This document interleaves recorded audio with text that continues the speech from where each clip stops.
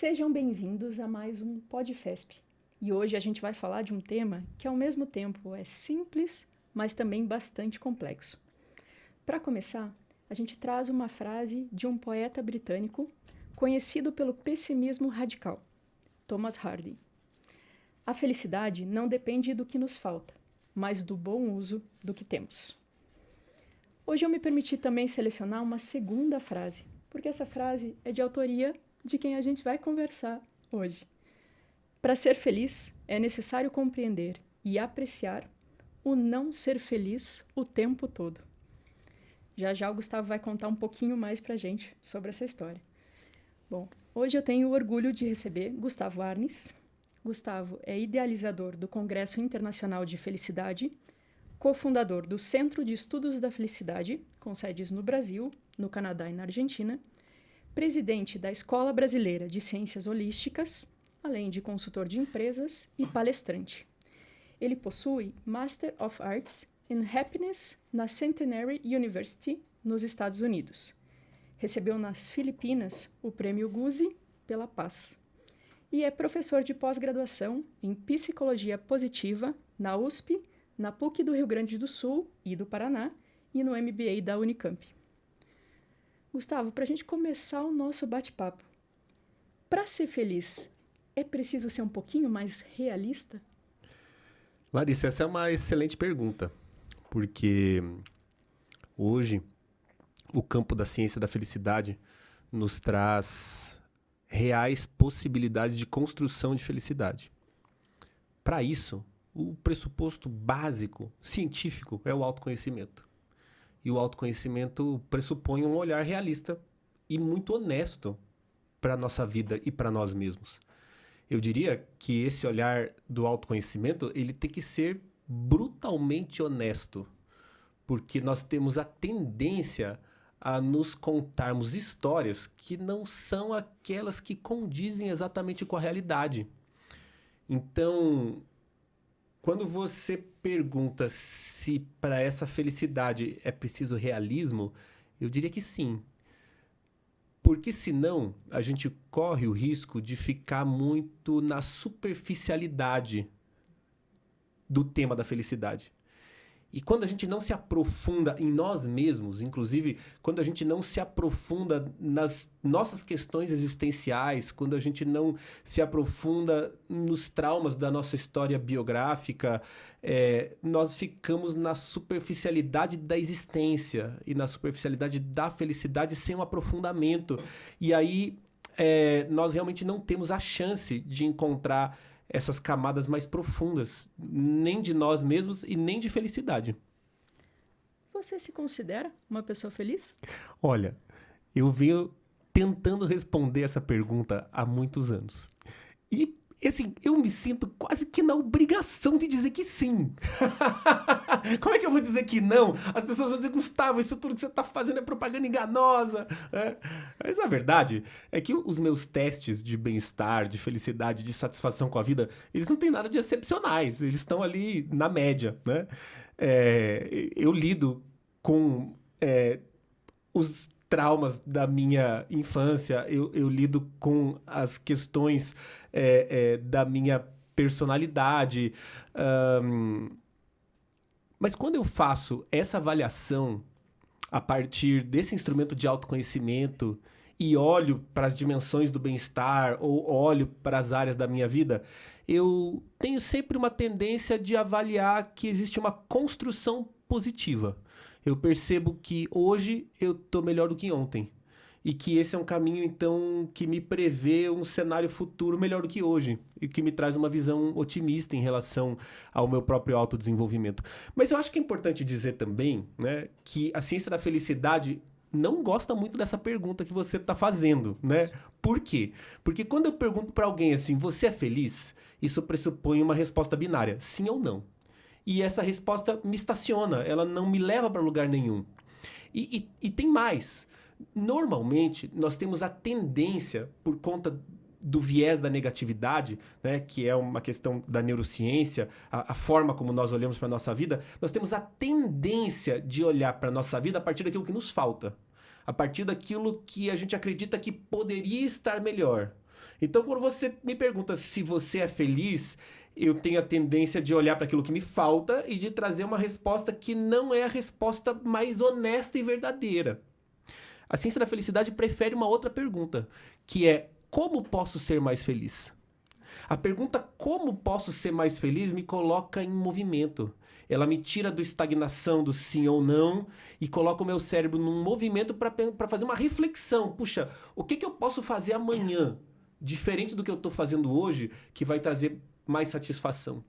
E aí eu acho que é importante também refletir sobre que felicidade é essa que a gente está falando aqui. Quando você me pergunta, você é feliz ou não? Que felicidade é essa? Se a gente pensa assim, como eu posso ser mais feliz amanhã? Que felicidade é essa? E aí eu gosto do conceito do professor Tal Ben-Shahar, professor de Harvard, que é um dos grandes mentores, inclusive, dessa pós-graduação lá na FESP, que diz o seguinte: felicidade é a combinação de bem-estar físico, emocional, intelectual, relacional e espiritual. Quando eu cuido de cada uma dessas dimensões do bem-estar, eu estou naturalmente construindo mais felicidade. Então, quando eu paro para pensar se sou feliz ou não, eu preciso fazer uma avaliação dessas 5 dimensões. Como posso ser mais feliz amanhã? Eu preciso olhar para essas 5 dimensões e realmente, puxa, como é que eu posso cuidar melhor do meu bem-estar físico? Como é que eu posso ter uma alimentação melhor? Descansar melhor? Ter um sono mais reparador? Mais líquidos, mexer o corpo, fazer as minhas atividades físicas? Como é que eu posso cuidar melhor do meu bem-estar intelectual? A gente fala muito do bem-estar mental atualmente. Para o professor Tal Ben-Shahar, o bem-estar mental ele é a intersecção do físico com o intelecto. Eu não tenho como cuidar da mente sem cuidar do físico. Os cuidados com a mente começam no físico. Mas como é que eu estou me alimentando intelectualmente? Aquilo que eu estou ouvindo, aquilo que eu estou lendo, aquilo que eu estou assistindo, o tempo de redes sociais, o tempo que eu estou no trabalho, o tempo que eu tenho para as atividades que eu gosto de desenvolver. Estou cuidando da minha saúde emocional? Tenho ferramentas para lidar com as emoções mais desafiadoras que fazem parte do dia a dia? Como é que estão os meus relacionamentos? Sempre que eu converso com alguém sobre felicidade, a primeira coisa que surge é família, relacionamentos, amigos. Os relacionamentos são uma parte fundamental da nossa felicidade. E quanto de tempo realmente nós estamos dedicando para as pessoas que nós amamos, se elas são tão importantes para nós? Como é que eu estou fazendo a nutrição da minha dimensão espiritual, seja com práticas espirituais, seja através de uma religião, seja através da nutrição daquilo que te conecta com o que faz sentido para você? Então, quando nós falamos de felicidade e se queremos ser mais felizes, eu preciso realmente olhar para todas essas dimensões do bem-estar, fazer uma avaliação muito honesta para sim poder dar o próximo passo. Desafios, redes sociais, relacionamentos, tempo para a espiritualidade. Aí acho que a gente tem vários desafios nessa rotina tumultuada, corrida que a gente vive de mundo VUCA, de mundo BUNNY, enfim. Estamos mais infelizes na atualidade? Certamente que sim.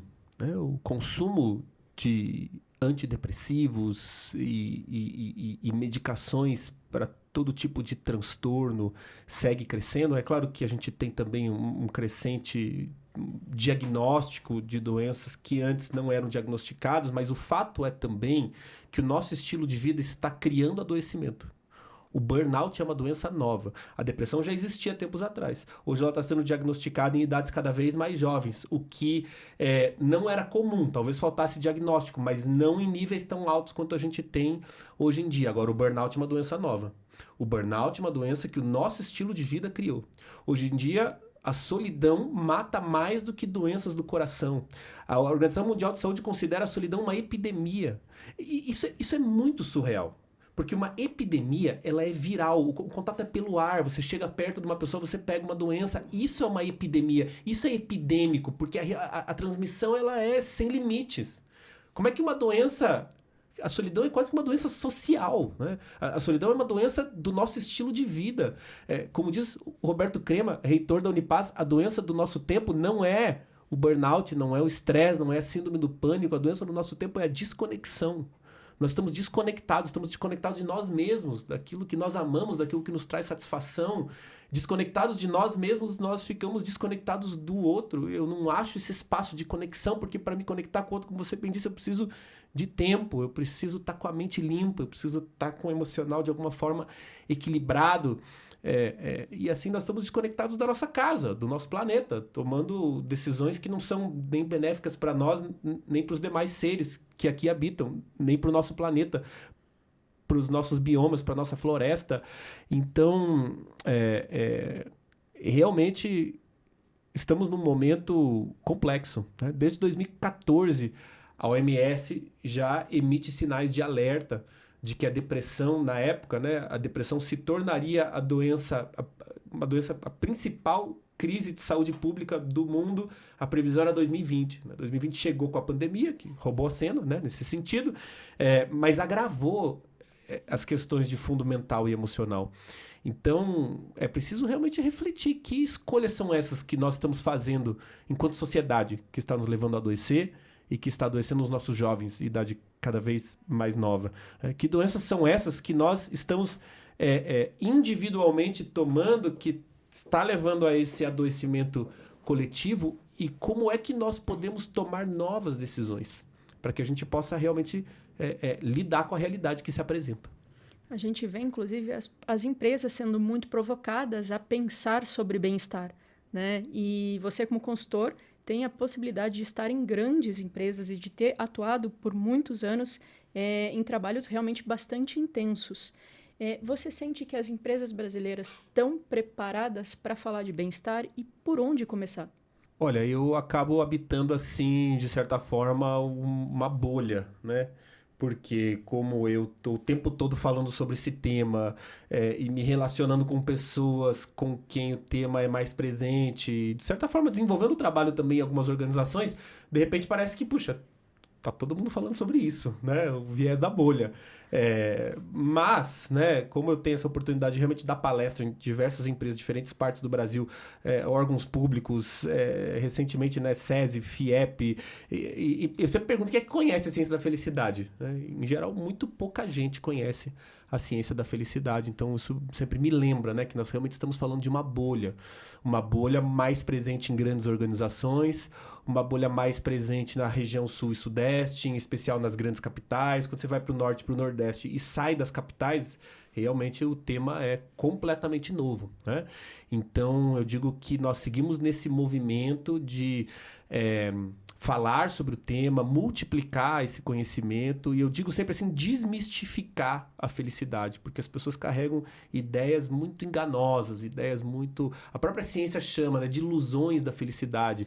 Então é preciso realmente que as empresas, agora com a NR01, né, que se apresenta como um importante e necessário mecanismo de saúde mental, possam trazer educação para os colaboradores. É isso que eu tenho dito, né? E tenho, inclusive, tentado articular de diferentes formas, porque senão agora parece que a empresa, então, é obrigada a fazer o colaborador feliz, né? O que é impossível. Isso não é possível.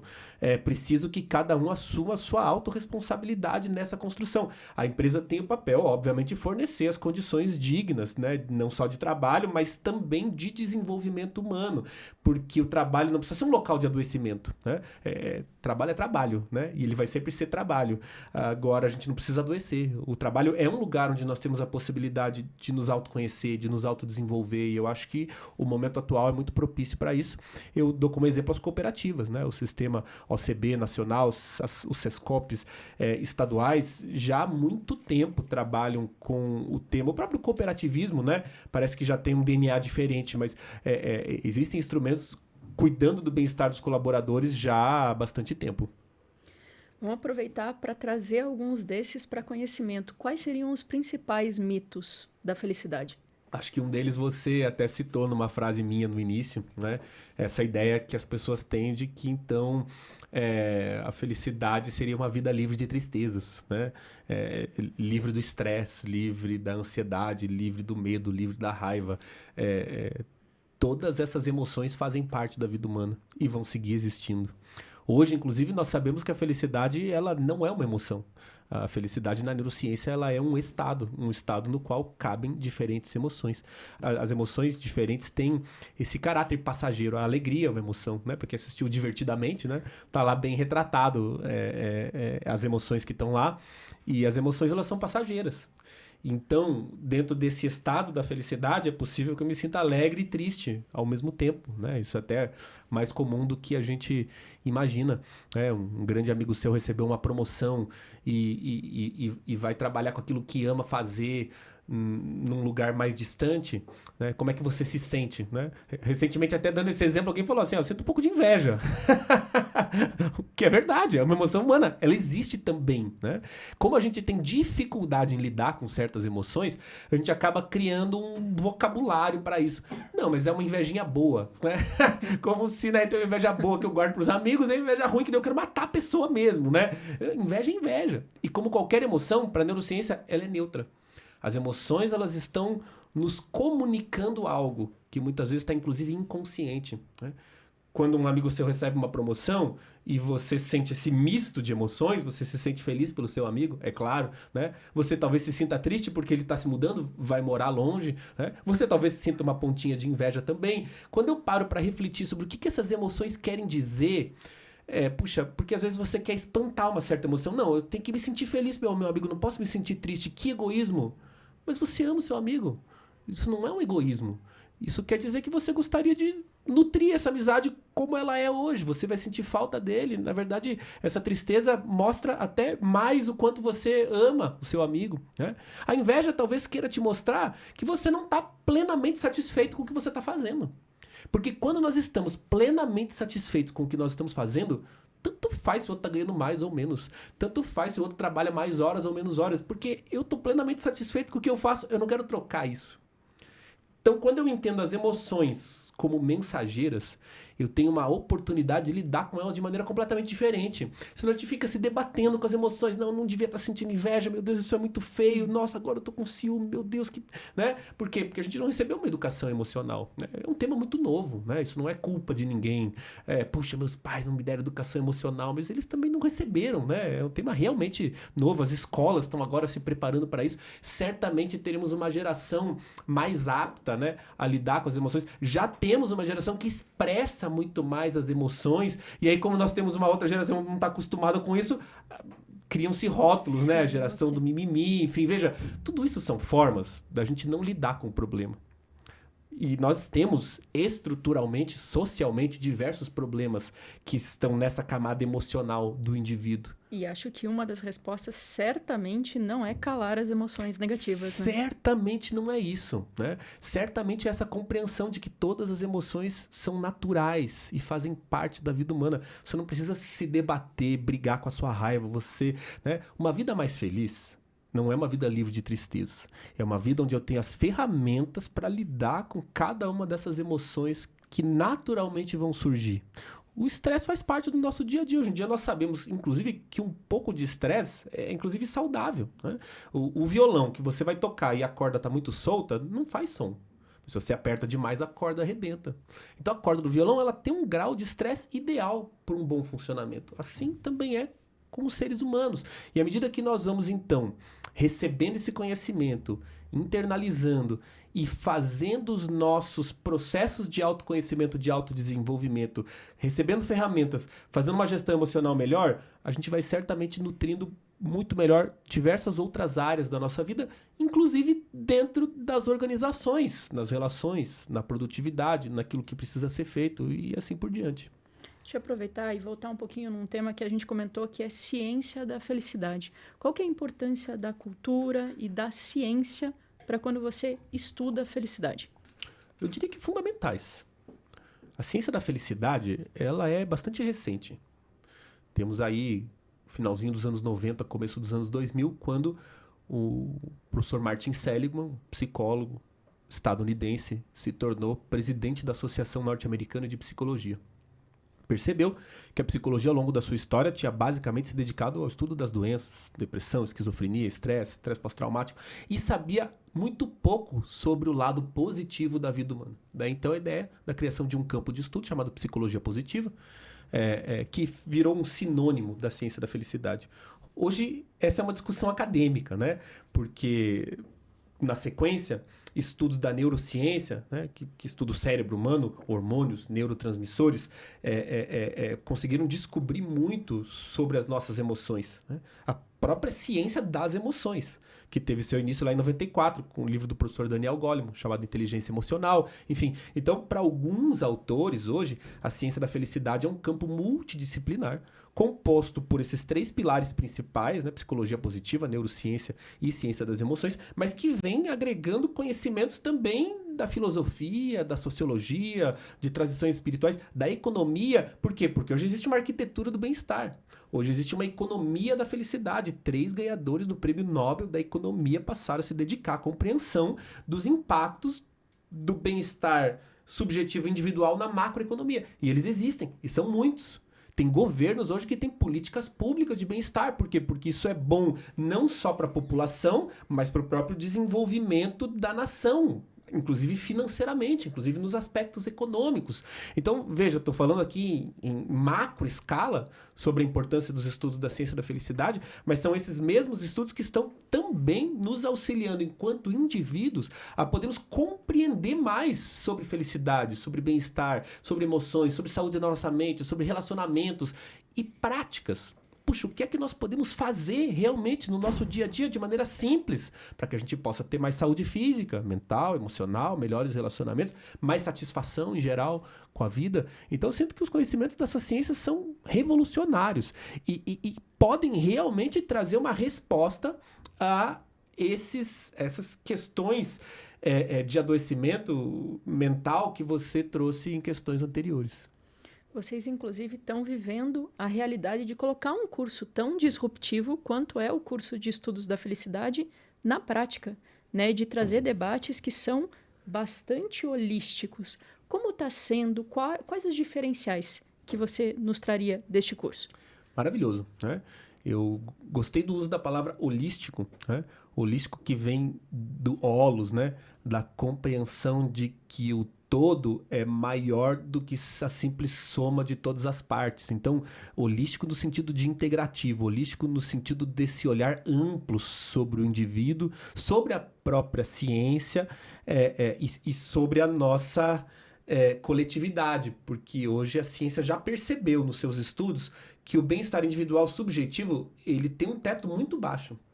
Sozinhos nós não vamos muito longe, porque nós somos influenciados por aquilo que está à nossa volta. Só seremos mais felizes de fato quando formos capazes de coletivamente construirmos felicidade para todos. Não só aqueles que nós amamos, né?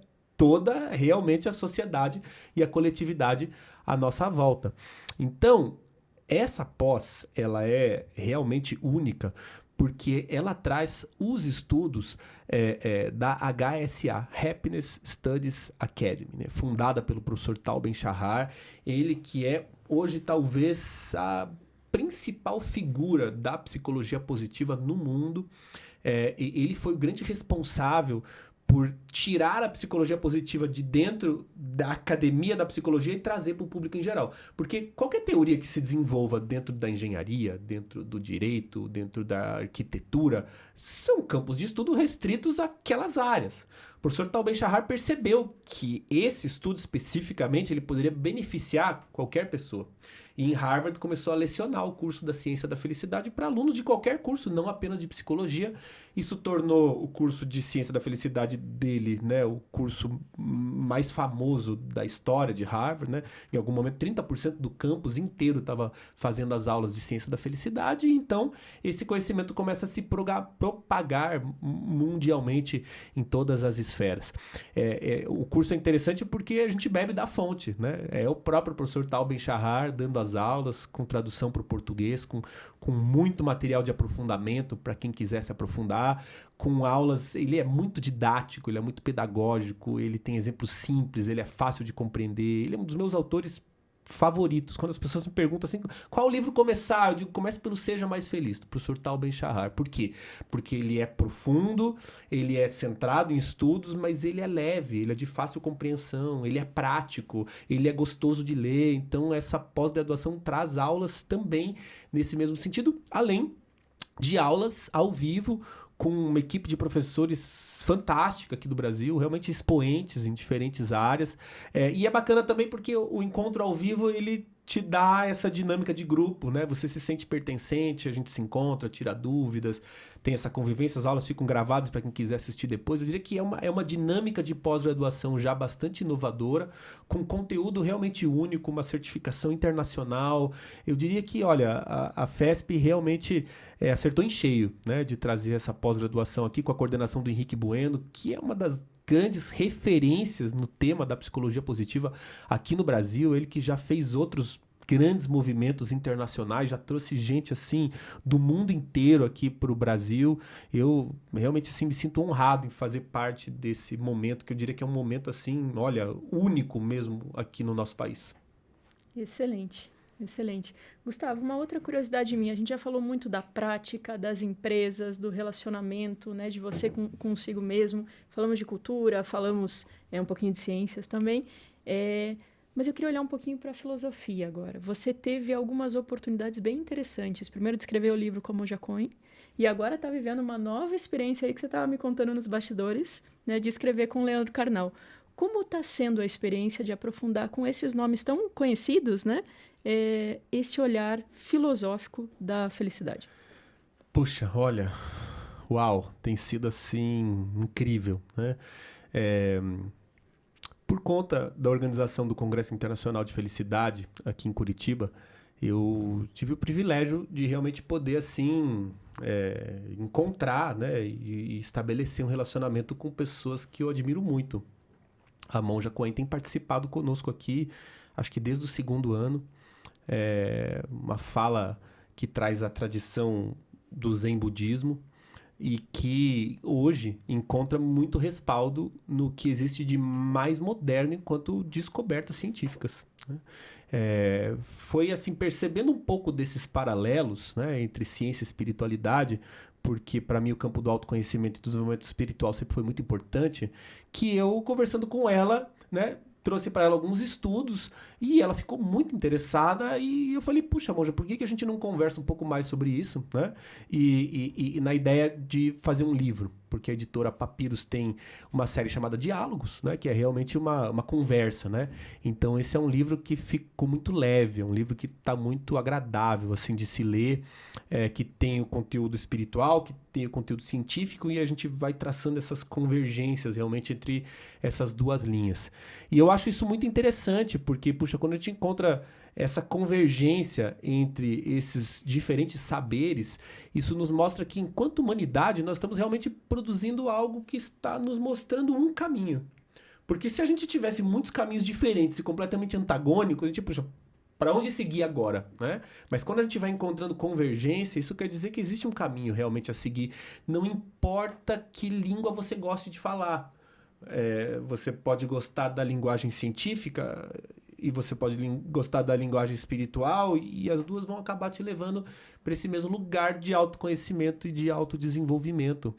E aí, mais recentemente, né, essa é uma grande novidade, o livro vai ser lançado no Congresso Internacional de Felicidade aqui em Curitiba desse ano, juntamente com o professor Leandro Carnal, onde a gente está aí realmente fazendo essa conversa entre ciência e filosofia. Agora, o professor Leandro Carnal é um poço de cultura, assim, infinito, né? Qualquer tema, assim, é de uma profundidade realmente incrível. Então, tem sido, assim, um grande aprendizado, né? Para mim, em primeiro lugar, poder estar trocando mais, né? Com essas pessoas, de novo, que eu admiro tanto, né? Mas aprendendo essencialmente com elas e também aprendendo a me expressar também, né? Que eu acho que é algo que no meu desenvolvimento tem sido importante. E tem sido realmente assim um aprofundamento de conhecimento mesmo. E de olhar também para esse conhecimento científico de maneira mais ampla e holística, como você comentou anteriormente também. Excelente. Bom, olhando para tudo isso que a gente está produzindo e que a gente está vendo que o futuro é promissor, a gente pode imaginar líderes mais voltados para a felicidade? Pois olha, no começo você me perguntou sobre a necessidade de ser realista em relação à felicidade, né? Eu, quando olho para o futuro, eu me considero um otimista realista. Primeiro porque você vê que durante essa nossa conversa aqui, tem muita coisa interessante acontecendo, né? Nós temos uma ciência que é muito nova, a ciência da felicidade está aí, fazendo 25 anos, né? É uma ciência muito recente, é uma ciência que ainda está chegando até as pessoas, né? O próprio conteúdo da inteligência emocional do professor Daniel Goleman, de 1994, tem 30 anos, se não estou enganado, né? Fazendo uma conta nos dedos aqui para ver se é isso, né? Porque a área de exatas realmente não é a minha. Mas você veja, é um conteúdo muito novo.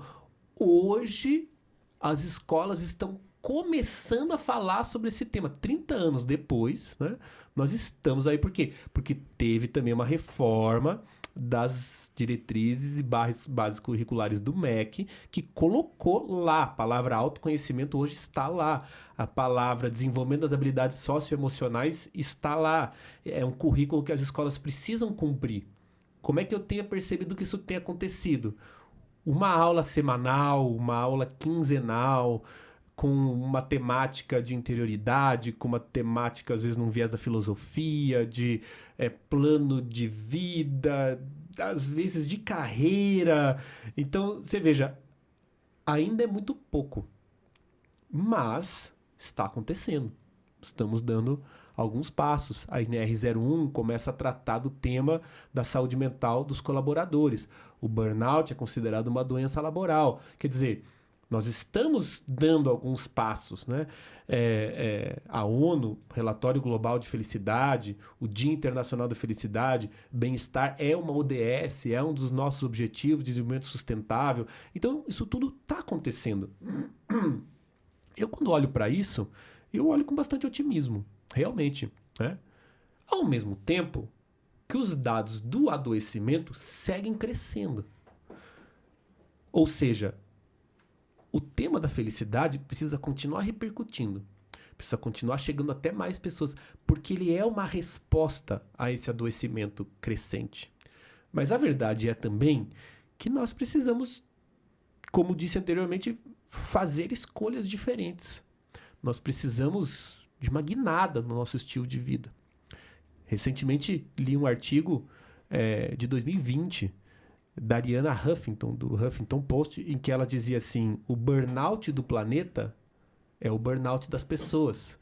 Pessoas em burnout estão esgotando o planeta. Realmente existe uma conexão, inclusive neuroquímica, né? Esgotados. O nosso cérebro, ele não pensa no longo prazo. Na verdade, essa área do cérebro fica, inclusive, bloqueada. Para quê? Para que a gente tome decisões no curto prazo que vamos tirar dessa situação que nós estamos. Mas essa não é uma situação de ameaça externa. A ameaça, a pressão é uma construção interna do nosso estilo de vida. Nós não vamos sair desse lugar rapidamente. E quando eu fico tomando essas decisões só pensando no curto prazo, eu pioro a situação do longo prazo. E são essas decisões de curto prazo, visando a minha sobrevivência hoje, essa semana ou esse mês, que estão adoecendo o nosso planeta. Isso vai da nossa alimentação, a nossa relação com o trabalho, com as redes sociais, com a tecnologia, que vem escalando muito mais do que a gente consegue, inclusive, acompanhar e muito mais rapidamente do que a solução para esses problemas. Então, existe uma série de dinâmicas hoje, que são dinâmicas da nossa sociedade, que é claro que a gente não vai conseguir voltar no tempo. Como é que nós podemos lidar com isso que está posto? E eu acho que o primeiro ponto é parar de tentar tampar o sol com a peneira. Nós precisamos olhar para os problemas que estão postos. Eu acho que um dos pontos bastante desafiadores quando a gente olha para burnout, inclusive, é justamente entender que ele não está ligado a uma insatisfação com o trabalho.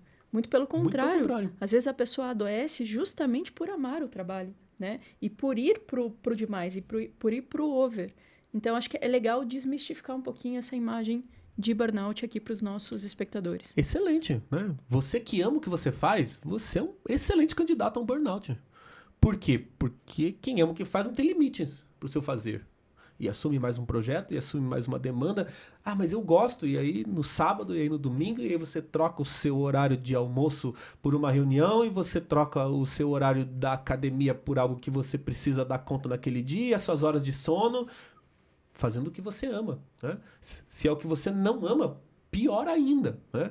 Mas a verdade é que o burnout também, por muitos, é visto também como agora tudo é burnout. Essa geração que não dá conta aí poxa, tá todo mundo cansado. De novo, né? Nós precisamos olhar para o problema. Nós precisamos olhar para a realidade. Nós precisamos ser honestos conosco mesmos, né? E perceber que o formato de trabalho criado é um formato que está nos adoecendo. E como é que nós podemos lidar com isso de maneira diferente? As ferramentas, elas já existem. Já existem ferramentas de gestão humanizadas. Já existem formações de CNV, comunicação não violenta. Já existem programas de saúde mental. A gente precisa ficar muito criando a roda, né? Por quê? Porque isso tudo já existe. É claro que precisa ser adaptado a cada contexto. Cada ser humano é um universo. Cada organização é uma galáxia, né, de universos. Então, é claro que precisa ser trazido pro prático, onde as pessoas também precisam ser ouvidas, para que a gente possa criar novas formas de se relacionar conosco, com os nossos colegas, com o trabalho, com a tecnologia e com tudo isso que está nos adoecendo de alguma forma. Com todo esse conhecimento já à disposição, o que ainda falta para a gente no Brasil conseguir melhorar os nossos índices de felicidade, que são baixíssimos, né? Eu diria que o novo é bastante assustador. Por mais que ele seja melhor, eu prefiro ficar com o conhecido do que com o novo. Então é difícil tirar as pessoas dos seus padrões. A maioria das pessoas, né, como nós, cresceu num ambiente de trabalho de adoecimento, realmente. E quando a gente leva trabalho de bem-estar dentro das organizações, existe resistência, inclusive, dos colaboradores. É um trabalho para eles. E você encontra resistência. Por quê? A pessoa muitas vezes acha uma bobagem. Ela fala assim, eu tenho mais o que fazer, eu tenho meta para bater, eu tenho... sabe... Então, a gente está num momento de realmente vencendo essas resistências. Eu digo que o momento segue sendo de desmistificar a felicidade. Eu acho que isso é muito importante. E quando eu digo desmistificar a felicidade, eu digo desmistificar os conhecimentos com a nossa saúde física, mental, emocional, espiritual, que a gente possa trazer isso para a mesa e que a gente possa discutir essas coisas também no trabalho, porque a gente precisa vencer esses paradigmas, né, de que problemas de casa eu deixo em casa. Inclusive em dinâmicas de home office, né? Como é que isso é possível, né? Eu posso até fingir no trabalho que eu não tenho um familiar doente e que eu tô dormindo mal porque tô no hospital ou porque tô preocupado, mas isso está mudando a dinâmica da minha produtividade no trabalho. Quando o ambiente de trabalho vira um lugar onde a gente olha para o ser humano de maneira íntegra e ele tem espaço de trazer um pouco do que está acontecendo com ele, isso é melhor para ele, isso é melhor para os colegas que estão à sua volta, isso é melhor para toda a organização. E via de regra é algo muito, muito simples. Mas é muito... A gente fala assim, puxa, vamos cuidar do bem-estar relacional aqui no trabalho. A gente começa com uma dinâmica de perguntas poderosas, a gente traz as pessoas para compartilharem coisas pessoais. E eu vejo colegas de trabalho de 15 anos, eles sentam lado a lado, um olha para o outro e falam, nossa, mas eu não sabia que você tinha nascido em tal lugar, eu não sabia que o seu filho isso, eu não sabia... Questões muito básicas, né? Daí a gente vai falar de como melhorar os índices de confiança no trabalho. Como é que eu vou confiar em quem eu não conheço? Então é um trabalho, às vezes, muito simples de ser feito. Simples mesmo. Quando a gente fala de felicidade, as coisas são simples. Eu digo para a organização, você está com um plano assim, super complexo para a felicidade dos colaboradores, não vai dar certo. Né? Porque a felicidade não é complexa, ela é simples. Mas é difícil ser simples. E é difícil a gente chegar muitas vezes lá na raiz daquilo que nos incomoda e a gente poder olhar honestamente para aquilo e realmente fazer escolhas diferentes daquelas que nós estamos fazendo que nos levaram a esse adoecimento. Esse é um tema tão fundamental que ele vai abrindo, a vontade é de não terminar mais. Realmente, né? Eu me empolgo também. E a gente está no desafio, porque a gente infelizmente chegou no final do nosso PodFesp. Mas eu queria abrir esse momento, essas considerações finais tuas, para a gente explorar um pouquinho mais disso. Um dos pontos que, para mim, ficou curioso é em relação ao propósito. Muito se fala, procure o propósito, mas a gente também falou de burnout, falou de adoecimento quando você faz o que ama, né? Então, olhando para as nossas considerações finais, qual o valor do propósito hoje? Essencial. Eu tomo um pouco de cuidado com essa palavra propósito, porque muitas vezes parece que eu preciso sair por aí procurando, então, né, qual que é o grande propósito da minha existência, né? Dentro do modelo do professor Tal Ben-Shahar, ele fala sobre o bem-estar espiritual, né? O sentido e o significado para o meu fazer no mundo. Isso parte das coisas que nós gostamos de fazer. Hobbies, atividades favoritas. O professor Tal Ben-Shahar fala nas atividades que nos energizam. Tem atividades que só de pensar que você precisa fazer, daqui a uma semana, você já dá uma moleza no corpo, né? A energia vai embora. Tem atividades que você pode passar horas fazendo, que você termina se sentindo mais energizado do que quando você começou. São pistas concretas para que a gente possa encontrar aquilo que nos satisfaz, aquilo que nos preenche internamente, aquilo que traz sentido para a nossa vida, aquilo que nós podemos chamar de propósito.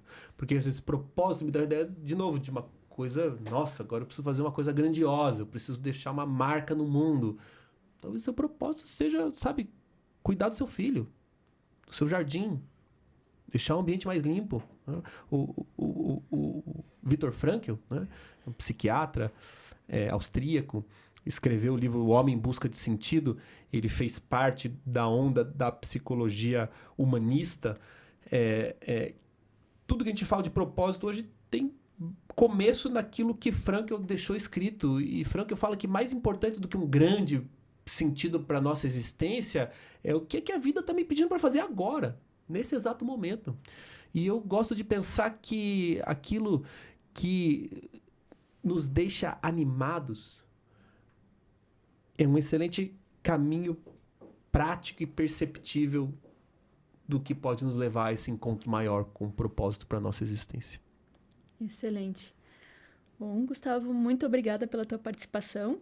E esse foi o nosso PodFesp de hoje. Se você gostou tanto quanto eu, tanto quanto foi gostoso estar aqui com o Gustavo, você tem essa oportunidade. Venha vivenciar isso ao vivo a partir de junho, na nova pós-graduação, que a gente tem a honra de ter o Gustavo como um dos nossos professores. Realmente uma alegria poder ter participado aqui do PodFesp. E certamente, se você se interessa pelo tema, essa pós-graduação é para você. Não perca essa chance, venha para nossa turma e vamos nessa. Perfeito. Muito obrigada e até a próxima.